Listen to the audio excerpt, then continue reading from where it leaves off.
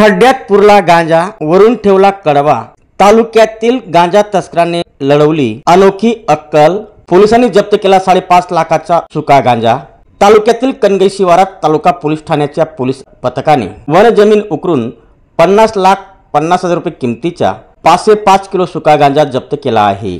या प्रकरणी संशयित सुरेश सुभाराम पावरा राहणार कणगई तालुका शिरपूर याच्या विरुद्ध NDPS अंतर्गत गुन्हा नोंद करण्यात आला आहे। सदरची कारवाई तालुका पोलीस ठाण्याचे पोलीस निरीक्षक जयपाल हिरे यांना तालुक्यातील कणगई येथील सुरेश पावरा हा कसत असलेल्या वन जमिनीत खड्डा खोदून त्यात गोण्यांमध्ये गांजा हा अंमली पदार्थ ठेवून माती टाकून त्यावर जनावरांचा चारा अर्थात कडबा ठेवला असल्याची गोपनीय माहिती मिळाली होती।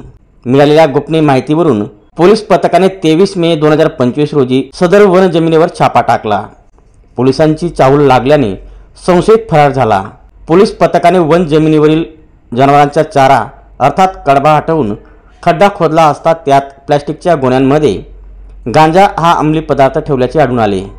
पथकाने सदर मुद्देमाल बाहेर काढून वजन केले असता त्या गोण्यांमध्ये 50,50,000 रुपये किमतीचा 505 किलो सुका गांजा आढळून आला।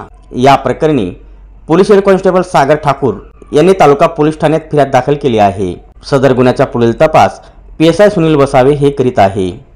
सदरची कारवाई जिल्हा पोलीस अधीक्षक श्रीकांत धिवरे, अप्पर पोलीस अधीक्षक किशोर काळे, शिरपूर उपविभागीय पोलीस अधिकारी सुनील गोसावी यांच्या मार्गदर्शनाखाली शिरपूर तालुका पोलीस ठाण्याचे पोलीस निरीक्षक Jaipal Hire, PSI Sunil Vasave, police head constable Sagar Thakur, Chatrasingh Khasawat, Raju Dhisale, police constable Krishna Pawara, Manoj Patil यांच्यासह आधींच्या पथकाने केली आहे।